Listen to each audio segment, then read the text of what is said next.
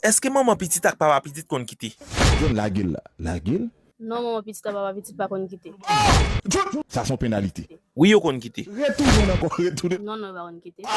Et tout dégâts salve là. Si yo pas kon quitter, ou ban raison que fait maman petit ak papa petit pas kon quitter. Ça m'a coupé yo, la gueule papa. En raison qui fait me ka di maman petit papa petit pas qu'on quitter. Tout autant yo gen dialogue entre yo même yo pas quitter. Tout autant ti moun nan envie, papa envie, maman envie, yo pas quitter. Tout autant yo gen accès pour yo rencontrer, yo pas quitter. À cause de ti moun nan, ça vient faire yon gen autorité sur l'autre. N'importe ça yo vle faire, yo ka faire.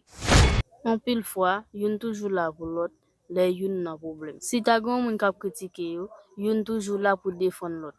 C'est une raison qui fait, moi dis mon petit à papa petit pas qu'on quitter. Mati, bluffé. Maman petit ak papa petit kon quitter. Tale. Ou gal bo raison que fait yo kon quitter.